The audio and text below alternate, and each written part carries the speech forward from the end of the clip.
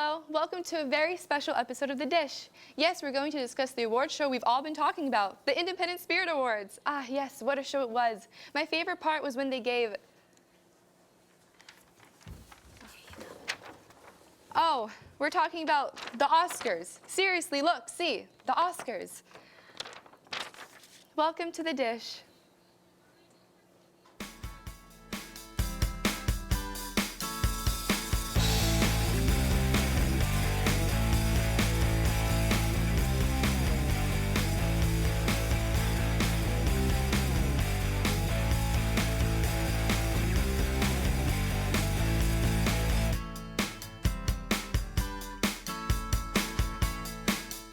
Here are our top stories. So how about that show, huh? First of all, Jimmy Kimmel. How many people said that they were busy before you got to him? I mean, like, he's fine. I guess I was always wondering what would happen if my dad hosted the Oscars, and now I know.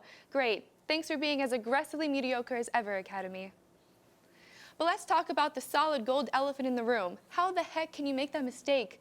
I feel bad for La La Land if they didn't already win like every other award right beforehand. If anything, it's a shame Moonlight's absolutely groundbreaking win came under such weird circumstances. First, you have the ghost of Faye Dunaway announce the wrong winner, and then you have that angry bald guy go, "Oh, hey assholes, you guys actually won." Huge congrats to Moonlight, though. The first ever black queer film to win Best Picture, and the movie's lead, Mahershala Ali, is the first Muslim to win Best Actor. So cool. By the way, did you guys know that the guy that made the acceptance speech for La La Land went on record to say that he believed he handled it well and was, quote, classy? What's his version of not classy? Ripping off his shirt and turning green? Anyway, that's our Oscar recap. Stay tuned for about 5 more. We'll be right back. What are you doing? I'm getting ready to host Good Morning Emerson, of course. Good Morning Emerson? What's that? It's the best morning show ever that's on Tuesday and Thursday at 9 a.m. Wow, how can I work on this? Yeah, let's get going.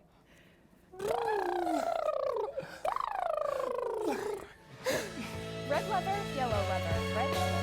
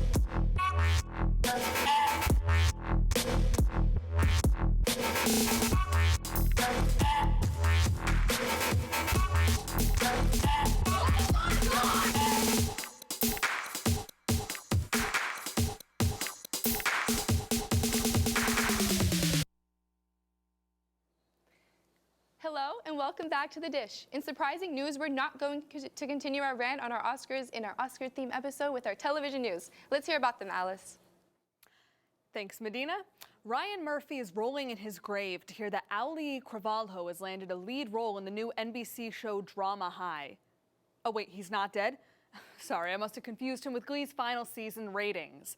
Anyway, the 16-year-old star of Disney's Moana has indeed been tapped by NBC to play a student eager to join her high school's drama club, led by an impassioned teacher and presumably featuring a lot of musical breaks from a diverse group of high school students. The detail of Cravalho's character, Lilette, and her role in the show are yet to be revealed. Thus far, no one knows how far she'll go. And that's what you missed on Glee. A new series of Star Trek? Make it so! A new series of Star Trek on CBS's All Access paid service? Make it no. CBS's new take on the Star Trek franchise, Star Trek Discovery, has yet again had its premiere date pushed. The series will now be released in late summer to early fall. Perhaps the creators are using delays to try and give fans time to plan how and when they'll pirate the crap out of the first season. As if anyone's going to pay $6 a month for subscription service as lame as CBS's All Access. I mean, do they really think a group of science fiction nerds as loyal as Trekkies can't figure out how to download the shows for free? For shame. May you wank off and not prosper. And just kidding, we are talking about the Oscars in this segment. Although the screams coming from your common room may have suggested otherwise, viewership of the Oscars fell sharply this year, pulling in the second lowest number of viewers since 1974. This year's awards reeled in a mere 32.9 million VMA student, second only to 2008's 32 million viewers following the writers' strike. Yes, you heard that right. The only Oscars since Nielsen started recording with lower viewership than 2017 happened in a year where there were no writers. But don't worry, Steve Harvey. Plenty of people saw the Best Picture bungle on Facebook the next morning, so maybe Miss Universe 2017 won't be as awkward? Nah, it'll still be awkward. According to showrunner Ryan Murphy, American Horror Story's 7th season will leave the impressions to SNL. Despite being election-themed and inspired by the events of the 2016 presidential campaign, Murphy has stated that there will be no Donald Trump or Hillary Clinton characters. Rather, to bring some authenticity and honesty into the work's emotions, he'll simply lock the actors in a studio and film as he sets it on fire. After all, Murphy did claim that he had one too many martinis when discussing the show on What Happens Live. But then again, maybe we should expect more subtlety from his work. You know, like when he had a head on a silver platter. Except in this case, the severed head would have to be poor Jeb Bush. With Moonlight and the Pats winning the Super Bowl and Hamilton coming to Boston, not that any of us will be able to afford tickets, but we can dream, 2017 seemed almost too good to be true. But alas, Sherlock co-creator Mark Gatiss has suggested that season 4 of the hit BBC drama may have been its last, despite the show's stars having signed 5-season contracts. What with Benedict Cumberbatch and Martin Freeman becoming international hits, Benedict for his versatility and Martin for his grumpy hobbit brow furrow, the two are reported to be almost impossible to coordinate schedules with. Basically, getting the cast and crew on set for Sherlock is like being a single mom and having to pick up 4 kids at different schools at the same time. You just have to fake your way through and round up as many as possible, only to get home and realize you left little Timmy in the parking lot with the white van. Except in this case, little Timmy is a millionaire movie star drowning in accolades and Tumblr fans. Caesar 911 somehow managed to stay on the air with its 5th season that just launched this week. If you have no idea what I'm talking about, you probably aren't the only one. When searching who this Caesar guy is, the first thing you see is a bio about him written by him saying, "I am Caesar Milan and I have 2 missions. One is to confront the global issue of canine abandonment by giving unadoptable dogs a second chance at life. The other is to teach you how to be a pack leader and achieve balance and harmony with your dogs." Sounds great and all, but if you actually watch the show, it's hard to keep a straight face and remember it's for a good cause. The intro of every episode is Caesar standing with his arms crossed while a golden retriever comes running at him alongside horrible graphics, him pointing at the dog, it falling down under his feet, and of course, the giant Caesar 911 logo falls down on top of them. Every episode then proceeds to tell a horror story with the most overdramatic shots of dogs growling and people being genuinely terrified of chihuahuas. In a review written for the show, someone said Caesar witnesses firsthand how unruly dogs wreak havoc, which I find quite hilarious, considering most of these dogs are under 40 pounds. The whole show revolves around Caesar helping people train their crazy dogs, which is something they probably should have done on their own before they got the dogs. In other words, if you want to watch some really weird people, their hyperactive dogs, and the ultimate dog whisperer coming to their rescue, I recommend Caesar 911. Thanks, Alice. So now let's get started with our roundtable. So the first thing, Viola Davis won the Oscars for Best Supporting Actress, and she's the first Black woman to win an Oscar, Emmy, and Tony for acting. What do you guys think about that? I think her acceptance speech was absolutely groundbreaking. It was beautiful and touching, and it was just so full of genuine emotion. Yes, very important, and an important message for Hollywood to understand and act upon, and it's really quite an achievement that she's gotten this far and the accolades she's accumulated. You know, we were talking before the show, and you mentioned that Whoopi Goldberg also has the same 3 awards. She has the same 3 awards, but her Emmy is for hosting, so Viola's is slightly different, but they can still team up for a nice spoken word album. It's a good idea. Wish I had come up with albums that. and speeches, yeah. And then they win the Tony for that. This Tony for Best Spoken Word album. They're both EGOTs, same time. They both get EGOTs. They'll go up into the night sky and become actual stars. It'll be beautiful. It'll be beautiful. I truly love Viola Davis. I think she's a great actress. And I also love her as a person. Any single interview she's in, she's so down to earth, but also such an amazing talent. So I think that's really good about her, you know? Yeah. Well, the adorable moment when Jimmy Kimmel lifted up Sonny Bellar. What do you guys think about that? The music was a bit late, so just for a slight second there, it was just a guy holding up a child. And I was watching that going, I was like, I think this is illegal until the music starts playing. And then you're like, oh, okay, that's fine. yeah, no, that's it's fine. The kid seemed kind of up to it. He was adorable, like, Yeah. and just the audience's reaction made it a little bit more okay. Yeah, yeah. It was a nice moment. We were making fun of it, but it was It was okay. cute. It was cute. It was Yeah. cute. Probably somebody went, "Aw," it wasn't me. but I did. somebody- I yeah, did. It was yeah.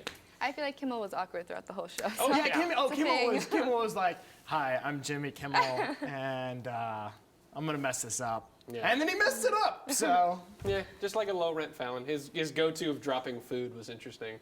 That's not really something you expect from the Oscars, just falling candy. But it got some applause because people like being Yeah. fed. and like I'm pretty sure Junior Mint sponsored, gave him some money because he Junior just Mint's kept saying trash. Junior Mints. Yeah. He's like, "You guys like those Junior Mints?" Junior Mint's trademark. Junior Mints. If you, I think every time we say Junior Mints, I actually think we're being censored. I get Venmo'd $5 every time I say Junior Mint. So Junior Mints, Junior Mints, Junior Mints. All right, well, Beetlejuice. Casey Affleck's controversial Best Actor win. What do you guys think about that? I actually have something prepared. Okay. So Casey Affleck didn't prepare an Oscar acceptance speech, Okay. so I prepared one for him. And if I may read this in the character of Casey Affleck. Hi, I'm Casey Affleck, and I suck. I do not deserve this Oscar. Denzel Washington did. I look like you snaked the drain after shaving your pubes. I am a bad person who sexually harassed women. I don't deserve this Oscar. Men need to be held accountable for our actions. We should not be awarded, even if I played an emotionally stunted man, better than the other emotionally stunted men. We should be held to higher standards. I am sorry. I, Casey Affleck, suck. Thank you. Good night. That was amazing. Thank you. Thank you. Pretty good Casey Affleck. Thank you. Yeah. I just had to remove all emotion from my life and remember everyone's better than me. Do you think Brie Larson wrote that, or did you actually? We collaborated. We texted. okay. Yeah, I was texting her before the show. Google Docs. Okay. Yeah. Google Docs. Yeah, it's an amazing, amazing, Amazing platform. service. I really appreciate it. So why the heck did Lynn not get his EGOT? Bailey, would you like to say? I'm so mad. I'm still so He's mad. much more mad than I. Moana was great, and Moana was the only Oscar-nominated movie I saw this year. I'm broke, and I got to see it for free, and I'm so glad every minute I was in that movie. It was beautiful, well-written, touching story. But the Dwayne "The Rock" song, it's Johnson. about the song. The song was so good. How Far I'll Go was inspirational. It was well sung. It was well orchestrated. It kind of broke outside of that Disney, like the trap that Disney songs have fallen into the past. Of like, you know, you can tell that Let It Go was written to be played on the radio. It was written to be a pop song. This song was written for the story. They wrote the story around Let It Go. You can read the interviews. They wrote the story around that song. This song was written explicitly for the story and explicitly to encourage little girls to just go out there and be brave and be wonderful, and it deserved the Oscar. Yeah, one thing that, I mean, I watched La La Land and I loved it, but I honestly feel the actors could have been more talented when it comes to singing and dancing. I feel like if they actually brought people who are singers, dancers, and actors, Yeah. you know what I mean, that I would love it. If only we had like this whole community Yeah. of people who also acted and sang and Yeah. danced like all at once. Yeah. If only they were in Exactly. like one major metropolitan area in California, and you could literally walk out of the door, like throw a shoe, and hit an actor. If only there were like entire restaurants that were only hired people Just go who to a sang jazz dance. club. That they are not as packed as they are in La La Land. That's a lie. They're also a lot less white. Yeah, that's the other thing. But really, the only Oscar winner for Best Song that's worth mentioning is Hard Out Here for a Pimp by 3 6 Mafia. Because they're from Memphis, and they had the best acceptance speech of all time. They're just laughing, having a good time. All right, well, the ending of the show, the whole thing was pretty messed up because La La Land had to get the awards taken out of their hands, and Moonlight had to take their rightfully given awards out of someone else's hand. So what do you guys think about that? That was wild. I was watching it on my laptop, so I was on a delay, and like La La Land won, and people started screaming all around me, and I was just like, "What?" Like we all knew it was gonna happen. kid. We didn't want it to happen, but we're all screaming about it. Why? And then I come back to my laptop and it's like, no, Moonlight actually won. I was like, whoa, I get why everyone's screaming now. See, I didn't hear the scream, so I just turned mine off and started yelling at people because I lost a $5 bet, and that's. But did you that's win the reason- $5 back? Yes, because I got back to P row. The security guard was like, "Yeah, that's crazy, right?" I was like, "Yeah, La La Land shouldn't have won." He was like, "No, Moonlight won." I was like, "What?" And I ran back. You ran back and like, Completely this winded. $5 is actually mine. Give me 5. She's like, "I Well- have 10." I'm like, all right. Now, award season always brings out the best, wait, actually the worst, in attention-starved individuals like these two. Sadly, there is only one way to appease their sad, lonely needs. It's ridiculous. I mean, it's true. It's entirely factual. Fake. I mean, totally real gratification. I've come up with a little contest to decide who is the best correspondent of the dish. Both of you need to give me your acceptance speeches, and the one who gives the better one wins. Bailey, you're up first. Oh my God, I'm so honored to be winning this award. I want Augie to know he can go straight to hell with his cheap-ass movie reviews. It takes real talent week after week to praise female pop stars, Chance the Rapper, and Bruce Springsteen. It takes real talent to be this over the top and still charming. And I'd like to thank my family for producing me as well as they did, my hubris for my overeager approach to everything, and the color blue. I look really good in blue, and almost every outfit I wear has blue in it. Now, obviously, today is an exception, but if you look at past episodes of The Dish, I'm wearing blue, and you can just go check that. I'd like to thank female pop stars for giving me the reason to get up in the morning, Ryan Gosling's style for giving me life, and I'd like to thank Sweet Potatoes for sucking. And furthermore, I'd like to thank Medina for playing me off and bukakiing all over Augie, who sucks. Well, that was energetic. Any thoughts, Augie? Oh my God. This is such an honor. So many people thank. I'd like to thank my parents. Without their hard work and sacrificing of several dozen goats, I wouldn't be here today. I'd like to thank Bailey, whatever his last name is, for never getting off the overlong tangent that is in his entire body of work. I'd also like to thank firemen everywhere. Just keep doing you, all right? I'd like to thank A Dog's Purpose for showing me it's okay to be in a constant state of existential crisis and to also be a reincarnated golden retriever. I'd like to thank the moon for the immeasurable amount of space radiation you've put in my skull. And, oh, well, it seems they're playing me off. Well, before they do that, I'd like to say, wait, oh my God, wait, Arlene, you guys won. Guys, this isn't a joke, you guys won. I don't even know how I won this. This is for head writer, and you're the only one, Arlene. Anyway, thanks, Ma. Wow, that was something. Those are both great speeches, but because Oscar had a twist ending, I feel it is only right to do the same. So I therefore gave the award for the best dish correspondent to me. And wow, how convenient, I already prepared an acceptance speech. Well, I would love to first thank off by thanking myself. Yes, myself. I'm the only one that pushes myself to do all of these extracurriculars so I can maybe make a name for myself and maybe be the star I've always wanted to be. I would also love to thank my father for being a deadbeat dad. Without his negligence and uncaring nature, I don't think I would have the personality and persona that I do now. So thank you for never being there for me. In all honesty, my mother is the most important person in my life, and I would like to thank her for being everything and being always there because she is my hero. I'd also like to thank my family for going through war and genocide because I think that truly helped me become crazy and now have a good TV personality. Bailey, I also hate sweet potato fries, which is why you are my favorite, while Augie over here looks like the reincarnation of a sweet potato fry. I can't even look at you right now.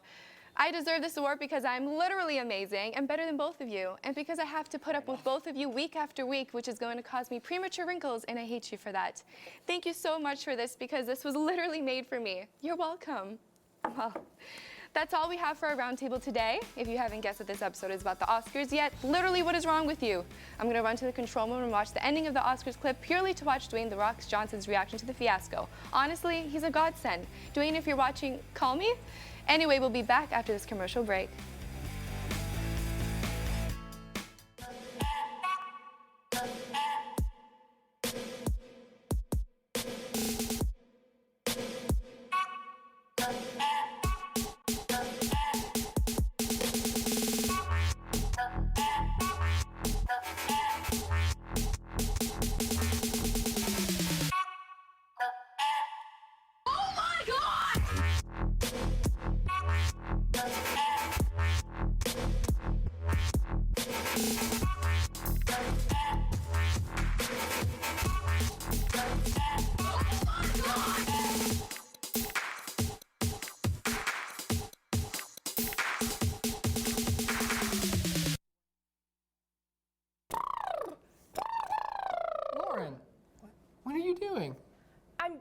ready to host Good Morning Emerson, of course. Good morning, Emerson? What's that? It's the best morning show ever that's on Tuesday and Thursday at 9 a.m. Wow, how can I work on this? Yeah, let's get going.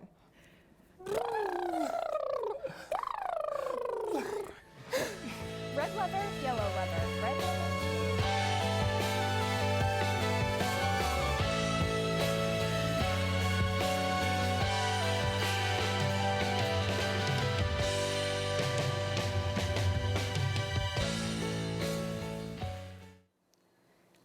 Welcome back to our Oscars-themed episode of The Dish. I'm still waiting on The Rock's call, so in the meantime, well, we might as well hear some music news with our correspondent, Bailey.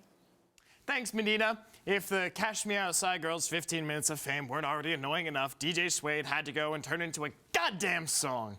The trap music debuted hot on the Hot 100 charts at number 88 and then number 34 in the hip-hop R&B charts. The song is almost as teeth-grindingly painful as the original Dr. Phil appearance, and while I usually believe in second chances, I sincerely hope the Cash Me Outside Girl never, ever, ever lives this down. We are gathered here today to sincerely mourn the loss of those who purchased Coachella tickets for thousands of dollars with the sole hope of seeing Beyonce headline the festival. After announcing her pregnancy, many were left wondering what that meant for her performance, and finally we know. Beyonce will not be at Coachella. As a close but not quite replacement, Lady Gaga has snagged the headlining spot, seeing as though the only option was the Cash Me Outside Girl. Gaga's a pretty good deal. In Oscars news, City of Stars, from definitely not Best Picture winning La La Land, won Best Original Song. For many, this isn't much of a shock, given the awards usually gets handed out to live-action musicals over any type of film. But seeing as many people were surprised that La La Land, a musical not necessarily known for its music, beat out Lin-Manuel Miranda's How Far I'll Go from Moana, if Miranda had won, he would have been the youngest person ever to complete an EGOT, Emmy, Grammy, Oscar, and Tony. But don't worry, he got some more time. And Nicki Minaj, please put out more music news. Nicki Minaj, please put out more music. Minaj has officially won Billboard Hot 100 entry away from tying with Aretha Franklin for most songs by a female artist ever to enter the chart. 73. This is karma coming back at you, Aretha. When the Wall Street Journal asked you to comment on Nicki Minaj back in 2014, you should have said, I'll pass. Watch your back. The Brit Awards happened, and Katy Perry happened all over the Brit Awards. She performed her brand new single, Chained to the Rhythm, and while the music video is filled with precious hamsters, the performance was jam-packed with huge skeletons. Two huge skeletons appeared on stage. One dressed as Donald Trump, and the other as British politician Theresa May. Why? I don't know, for fun. When has Katy Perry done anything I could make sense of? And last week was the Oscars, and since this is our Oscars special, I have to talk about it. I'm not really sure what to say. Now, honestly, this whole thing seems more Augie's ballpark, seeing it's a movie award ceremony, or even Alice, because it was on TV. No, I still have to talk about it. Okay. La La Land stole Best Song from Moana, and also La La Land was nominated twice, overlooking my favorite movie, live-action singing movie, Sing Street. I have no joke. I'm just mad. So there were 4 performances, and I'm going to talk about them in order of how much I liked them. The cast of Moana showed up to melt my heart with How Far I'll Go, and the star of Moana, Auli'i Cravalho, not only looks like more of an adult than I do, even though I'm nearly 3 years older than she's also more professional. If I were hit on the head with a flag while performing at the Oscars stage like she was, I'd have stopped singing, but she kept on trucking. John Legend sang Fools Who Dream from La La Land. We've probably already made that joke this episode, or you've already heard that joke, but I write these things alone on Monday, so whoops. The performance was dazzling and fun, and I enjoyed it. I was told to talk about how John Legend and Ryan Gosling should have switched roles, but I have yet to see the film. Oops, I'm broke. Anyway, Sting delivered a beautiful acoustic performance of his song, Empty Chair. I have no jokes. It was a touching and problem-free song. Though, did anyone catch the costume designer saying Sting told me I was going to win? That was kind of funny. And that's everything. No other songs were sung. No weirdly racial comments were made by a former boy band singer asking Denzel Washington if he knew Lovely Day, like every white person in there did too, Justin.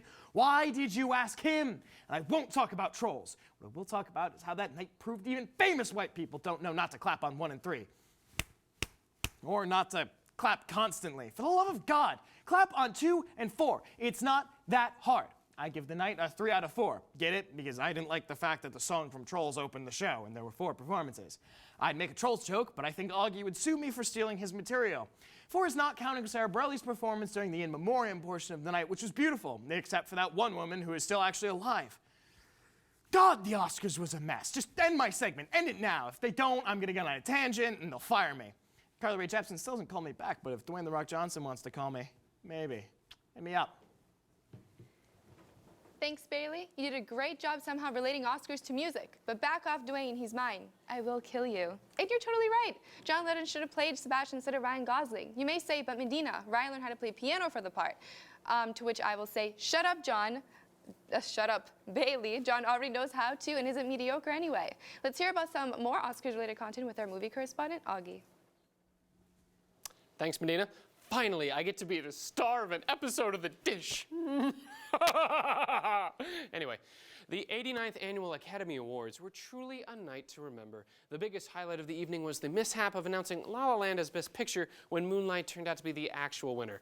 PricewaterhouseCoopers, the company responsible for counting the votes and handling the envelopes, stated they gave the wrong envelope to the presenters Warren Beatty and the Immaculate Faye Dunaway. Hillary Clinton tweeted, at La La Land, I feel ya. Besides the Best Picture flub, Mahershala Ali became the first Muslim actor to win an Oscar for his role in Moonlight, and Viola Davis finally got her Oscar win, becoming the first black woman to win an Oscar, Tony, and Emmy for acting. Honestly, if Viola didn't win this one, we're about to take one of Meryl Streep's Oscars right out of her hands and give it to Viola. The highly anticipated Beauty and the Beast live-action film is coming to theaters on March 17th. Emma Watson plays the role of Belle, and the film will include musical numbers from the animated classic, as well as 3 new songs. The critics are anxious to see how the film pans out, so I guess we'll have to wait to see if corporate Disney giant brutally tampers with our childhood films. The Lego Batman movie director, Chris McKay, revealed the Lego Movie 2 will be a big musical and space action movie. With the success of the original Lego movie and Lego Batman movie, fans are hoping for a hit. If not, just make it one of those amateur Lego stop-motion movies and put them on YouTube like I did in 7th grade. Please don't ask me for my username. If the Best Picture flub wasn't enough, they are honoring the wrong dead people as well. In the In Memoriam segment of the Oscars, Australian producer Jen Chapman's photo was used for the memorial of costume designer Janet Patterson, who passed away in 2016. Since it took time for the Academy to start embracing diversity, I guess it's going to take them even a longer time to remember the dearly beloved. I've seen some bad movies for this program. Trolls, The Intern, frickin' Pan. But this time I decided to do something different. I decided to go out and watch Get Out because I thought it'd be a funny, smart, and scary as hell movie. And it really was. It was really good. Jordan Peele of Key & Peele wrote and directed it. First movie, he's batting 1,000. It's starring some C-listers that I love. We got West Wing Bradley Whitford as racist Freud. We got the immaculate Catherine Keener as racist hippie grandma. And our lovable protagonist is Daniel Kaluuya from one of the few good episodes of Black Mirror. They're all wonderful. Everyone's stealing scenes from one another, but nobody was messing with Lil Rel Howery. He single-handedly saved the TSA. We all hate the TSA. Watch the movie. You'll be applying this summer. Just watch. You'll probably pull up first in line. Y'all won't be able to wait to pat down old ladies' pantsuits.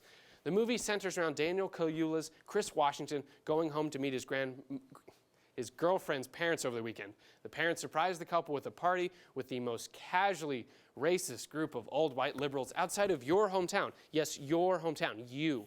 This is the part where I'm supposed to say, then it all went wrong. But no, this is definitely not where it all went wrong. Otherwise, why did all of us in the theater know exactly what the cop lights meant at the beginning and end of the movie for Chris? But yeah, the second act is where it all went wrong, and Chris just then is trapped in a battle for his humanity. This movie is so good and so smart, I don't even know if I'm smart enough to review it. This movie has listened to audiences yelling, "Don't go in there!" for years, and it understands. It knows what it's doing. No more surviving because of dumb coincidences. Our hero has as many tricks as his attackers. Get Out is actually really smart. Despite the criticism of the movie, even the positive reviews, being way dumb. Get Out makes racism terrifying. Where have you been? What? I mean, I guess if you need to learn that racism is bad, go watch this, or just talk to people, or go outside. But really, this movie is not for you because Get Out explicitly makes fun of people who think racism is whether or not you voted for Obama. If you ever say smart athletes are just articulate or you still think dreadlocks look weird, this movie is laughing directly at you. It perfectly satirizes white liberal intellectual mediocrity and privilege. The simple story of a boyfriend meeting the parents of his girlfriend becomes such a masterful tour of American racism. Its quality and accuracy is absolutely Chappelle Show-esque. It's a pitch-perfect satire, beautifully acted, exceptionally written, very well directed, really just a well-made flick. And now, if you'll excuse me, I'm about to go mentally prepare myself to watch Great White. Great Wall, starring Matt Damon for our next show. Back to you, Medina. Thanks, Augie. To close out our Oscar-themed episode, we like to show our own in memoriam section for the Dish cast and crew members that we have lost from 2016. They're not actually dead, but they might as well be.